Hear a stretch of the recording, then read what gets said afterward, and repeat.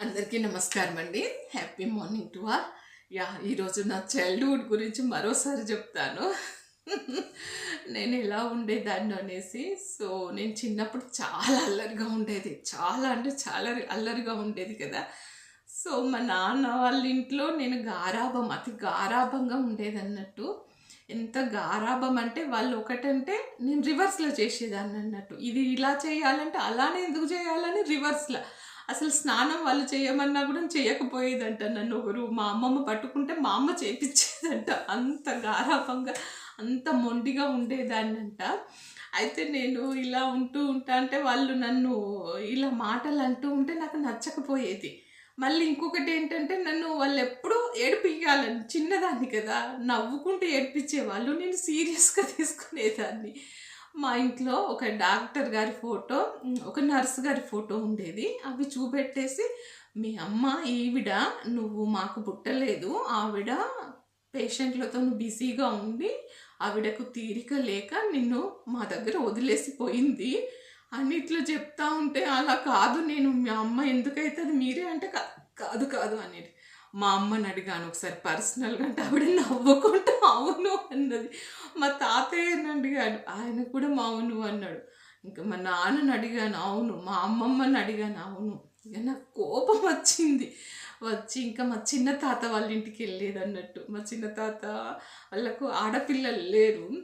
నేను చిన్నదాన్ని కదా. మళ్ళీ వాళ్ళ ఇంటికి వెళ్ళింది మా నానమ్మ, ఆడ చిన్న నానమ్మ, ఆమెను అమ్మోళ్ళమ్మ అనేది. ఎందుకంటే చెప్తాను.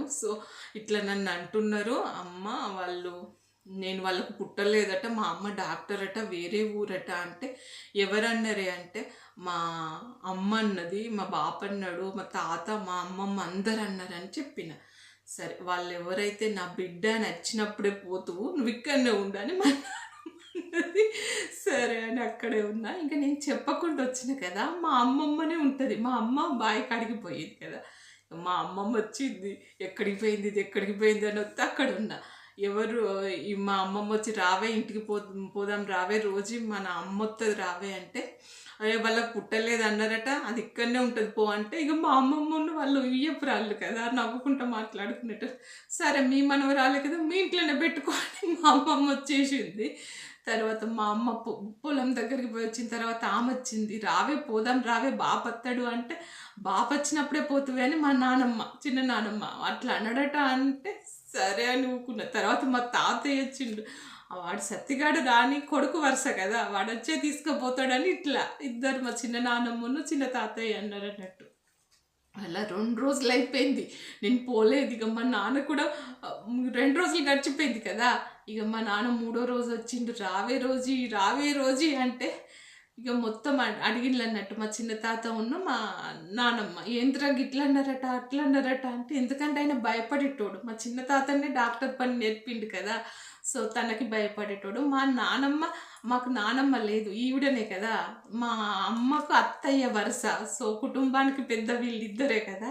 మా అమ్మ భయపడేటోది, మా నాన్న భయపడేటోడు, డాక్టర్ పని నేర్పిండని అతనికి. మా అమ్మకు అత్త వరుస. ఇద్దరు భయపడేటోళ్ళు మా నానమ్మకు. మా నానమ్మ ఏందిరా గిట్లా అన్నవట అని, మా తాతయ్య ఏందిరా దాన్ని గట్లా అన్నవట అనేసరికి ఇక వాళ్ళిద్దరు భయపడి, ఇంకా నేను ఎప్పుడు అన్ననే రావే పోదామని తీసుకుపోయాను అన్నట్టు. అట్లా తీసుకుపోయేటోడు. అట్లా వాళ్ళు అలా నన్ను అలా చూసుకునేటోళ్ళు కదా. సరే, తర్వాత మళ్ళీ మా నాన్న నాన్ వెజ్ బాగా తినేటోడు. ఎప్పుడూ కూడా ఫిష్, మటన్, చికెన్ ఎప్పటికి ఉంటుంది మా ఇంట్లో. నాకు అవి చూస్తేనే రోజు ఇదే తింటేది. మళ్ళీ రొయ్యలు, బొమ్మిడీలు, వట్టి చేపలు, ఆ స్మెల్ చూస్తేనే నాకు వాసన స్మెల్ వచ్చింది. మా అమ్మమ్మ తినది, మా అన్నయ్య తినడు, నేను ఎప్పుడో ఒకసారి నేను తినేదాన్ని. మళ్ళీ మా నాన్నమ్మ వాళ్ళ ఇంటికి పోయేది కోపం వచ్చి. మళ్ళీ ఏమో అన్నాడు అనేసి వాళ్ళకి అర్థమైపోయింది. ఏమైంది అని అంటే, వాళ్ళు ఇట్లా తింటాను అవి నాకు నచ్చుతలేదంటే ఇంక వాళ్ళకి పెరిగేసి నాకు అన్నం పెట్టేది అన్నట్టు. వాళ్ళకి బర్రె ఉండేది, టీ చేసుకోవడానికి పెరుగు వేరే వాళ్ళకి అమ్మేవాళ్ళు కాదు. పెరిగేసి అన్నం పెట్టేసి కాసేపు కూర్చోబెట్టుకొని పెళ్ళి చూసినట్టుగా చూసి ఒళ్ళో పడుకోబెట్టుకొని అన్నీ చెప్పేది అన్నట్టు. వాళ్ళు చిన్నప్పటి విషయాలు, ఆవిడ పెరిగిన విషయాలు అన్నీ చెప్తూ ఉంటే మనకి ఎందుకు కోపం వస్తుంది వాళ్ళ దగ్గరికి. పోకిక నువ్వు ఇక్కడనే ఉండు అంటే, సరే నేను ఇక్కడనే ఉంటా అనేది. మళ్ళీ సాయంత్రం అయితే మళ్ళీ పోయేది అన్నట్టు. సో ఇలా జరుగుతూ ఉంటా అంటే మళ్ళీ ఇప్పుడు నేను తినట్లేదు కదా అన్నము, మళ్ళీ అక్కడ చెప్తే మళ్ళీ మా నాన్న వచ్చి ఏమైంది అంటే ఇట్లా దీనికి నచ్చని కూరలు ఎందుకు వండుతాండ్రా మీరు అంటే సరే అని రోజు ఎగ్గు తీసుకొచ్చేటోడు. వాళ్ళు నాన్ వెజ్ వండుకుంటే నాకు ఎగ్గు తీసుకొచ్చేటోడు, తర్వాత బయట బజ్జీలు తీసుకొచ్చేటోళ్ళు, తర్వాత మా నాన్నతో పాటు నన్ను ఎంజంకు తీసుకుపోయేటోడు, తర్వాత మా అమ్మ పొలం కాడికి తీసుకుపోయేది. ఎందుకంటే మా తాతయ్య ఉన్న మా అమ్మమ్మ చేతులు ఎత్తేసిండ్లు, ఇది ఇంకా బడికి పోతలేదు, ఎక్కడికి పోతుంది మా నాన్నమ్మ దగ్గరికి, చిన్న నాన్నమ్మ దగ్గరికి పోయి అన్నీ చెప్తాంది. మళ్ళీ మీరు ఎక్కడికి పోయినలో ఏంటో నన్నే అడుగుతారు, అందుకని నీ బిడ్డను మేము భరించాం అనేసి మా అమ్మను మా బాపును చెప్తే ఒక్కొక్కసారి మా అమ్మతోని పొలం దగ్గరికి వెళ్ళేదాన్ని, మా నాన్నతోని హాస్పిటల్కి వెళ్ళేదాన్ని ఉన్నట్టు. ఎంజంకు తీసుకెళ్ళాడు, అక్కడ నేను చాలా అందంగా ఉండేదాన్ని చిన్నప్పుడు. నన్ను చూడగానే వాళ్ళ టెన్షన్స్ అన్నీ పోయేటి. ఈవెన్ డాక్టర్స్ అయినా వాళ్ళైనా ఎవరైనా నన్ను వాళ్ళ పక్కన కూర్చోబెట్టుకునేవాళ్ళు. నాకు బాబీ కటింగ్ హెయిర్ స్టైలు అదేదో మూవీలో చూసి అలా కట్ చేయించేవాడు. టీషర్ట్స్ నెక్కరేసేటోడు మా నాన్న. సో వాళ్ళ డాక్టర్స్కు చాలా నేనంటే ఇష్టంగా ఉండేది. ఒక ఆవిడ డాక్టర్ ఉండేది, ఆవిడ కూర్చోబెట్టుకునేది పక్కన. తర్వాత మా నాన్న పేషెంట్స్కు అన్నీ చూపెట్టేదాకా నన్ను అక్కడే కూర్చోబెట్టేది. తర్వాత మా నాన్న హోటల్కు తీసుకెళ్ళి ఇడ్లీనా దోశనా నాకు ఏది ఇష్టమైతే అది తినిపించుకొని, స్వీట్స్ కొనిపించుకొని ఇంటికి, ఫ్రూట్స్ కొనిపించుకొని ఇంటికి తీసుకొచ్చేవాడు అన్నట్టు. ఎందుకంటే మళ్ళీ పోయి మా చిన్న నాన్నమ్మకు చెప్తాను కదా, నేనే మీ అమ్మ నాకే పుట్టింది అని ఇట్లా చెప్పేది అన్నట్టు. అందువల్ల అమ్మ వాళ్ళ అమ్మ అని అట్లా పిలిచేదాన్ని నేను. సో ఇలా జరిగిపోతుంది, చాలా గారాబంగా ఉండేదాన్ని నేను. అయిపోయిన తర్వాత జీతం ఉండే అతను కదా మా ఇంట్లో వ్యక్తి, నేను అందంగా ఉండేదాన్ని, అందరూ నన్ను ఇష్టపడేవాళ్ళు. వాళ్ళ టెన్షన్స్ అన్నీ పోయేటి నన్ను చూడగానే. అంత గ్లోగా చిన్నప్పటి నుండి ఉండేదాన్ని. ఎందుకు ఉండేదాన్ని అంటే నేను ఇట్లా వాళ్ళు మాట్లాడుతూ ఉంటే రివర్స్లో మాట్లాడేదాన్ని, వాళ్ళకు లేని ఐడియాలు వచ్చేటి నన్ను చూడగానే. సో అలా నన్ను చూడగానే మంచిగా బిహేవ్ చేసేవాళ్ళు. అయితే పొలం దగ్గరికి వెళ్ళేదాన్ని కదా, వాళ్ళకు మంచినీళ్ళని ఇవ్వవే అంటే మంచినీళ్ళు ఇవ్వడానికి కాదు కదా, రేగు చెట్టు కాడ కూర్చోపో, ఇక నువ్వు ఏం పని చెయ్యవు, ఎండకు ఎందుకు వచ్చినావు పో అని అక్కడ కూర్చోబెట్టేటోళ్ళు, చిన్నగా పందిరిలాగా వేసేసి. అయితే ఒకసారి పొలానికి తీసుకుపోయింది మా అమ్మ, పొలం వరి కొయ్యడం రోజు వచ్చింది. ఆ రోజు పొలం దగ్గరికి వెళ్ళాను అన్నట్టు. మా జీతగాయనే ఏం చేసిందంటే, రోజువ్వరు నువ్వు ఫస్ట్ స్టార్ట్ చేస్తే తర్వాత అందరూ గోస్తారు, చూద్దాము ఎట్లా అవుతుందో ఈసారి, ఎట్లా పండుతుందో చూద్దాం. అసలే మనం షార్ప్ కొడవలు వాటితోటి ఇక స్టార్ట్ చేసిన. అది ఏమైంది, ఈ బొటవెన్న నేళ్ళకి వచ్చి తగిలింది, సగం 2 పీసులు అయిపోయినాయి. రక్తం కారడం.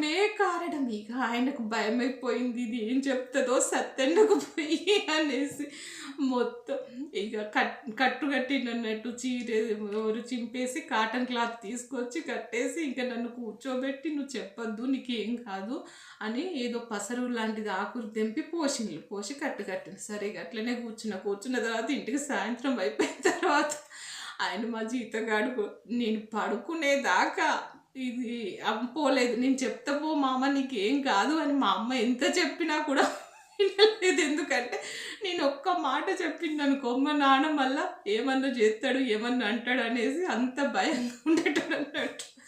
సో అట్లా ఉండేదాన్ని చిన్నప్పుడు. అది అయిపోయింది. ఇట్లా రోజులు గడిచిపోతూ ఉంటాయి. స్కూల్కి వెళ్ళేదాన్ని కాదు, నా పేరు రోజా అనేసరికి నాకు కోపం వచ్చేది అన్నట్టు. ఇట్లనే ఉంటే ఒకసారి మన చిన్న నాన్నమ్మ వాళ్ళ ఇంట్లో వాళ్ళ అక్క కొడుకు హైదరాబాద్లో ఉంటారు, వాళ్ళు హైదరాబాద్లో సెటిల్ అయిపోయారు. సో అతను వచ్చిండు, వాళ్ళకు ఆల్ఫాబెటిక్స్ బుక్స్ మా బాబాయ్ వాళ్ళు చదువుకునేటప్పుడు A for apple, B for ball అనే బుక్ అది తీసుకొచ్చిండు తను.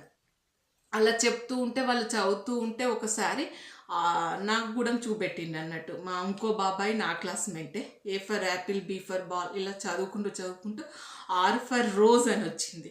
అరే నీ పేరు రోజీ కాదే, రోజ్ అంటే రోజ్ ఫ్లవరు, నువ్వు ఒక ఫ్లవరు ఇట్లా అని బాబాయ్ నాకు అంత ఎక్స్ప్లెయిన్ చేసింది అన్నట్టు, మా నాన్నమ్మకు నాకు.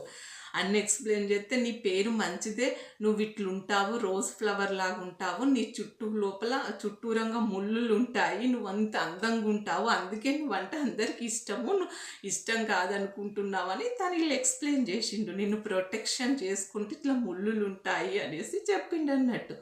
ఓకే, నాకు అర్థమైపోయింది. ఓకే, నేను ఇంత అందంగా ఉండాలంటే నా చుట్టూ ఒకటి ప్రొటెక్షన్ లాగా ఒకటి ఏర్పరచుకోవాలి అనేసి ఆ రోజు నుండి నేను నన్ను నేను మోల్డ్ చేసుకున్నాను అన్నట్టు. ఒక ప్రొటెక్షన్ లాగా నా చుట్టూ ఒక గిరి గీసుకుని ఉండేదాన్ని అన్నట్టు. అట్లా అయితే మా నానమ్మ ఏం చెప్పిందంటే, మరి పెద్ద బిడ్డకేమో ఉమారాణి, రెండో బిడ్డకేమో శోభారాణి, దీనికి రోజు ఎందుకు పెట్టినవురా, రోజా రాణి అని పెట్టాలి అని చెప్పింది మా నానమ్మ. నువ్వు పోయి అడగవేమి నాన్నను రోజా రాణి అని పెట్టమ్మను, రోజు ఏంది పోయి నేను అడిగిన, బాపు నాకు నాన్నమ్మ ఇట్లా చెప్పింది అంటే, సరే నీ పేరు కూడా రోజా రాణి నేను పెడదాం ఇప్పటి నుండి అన్నాడు.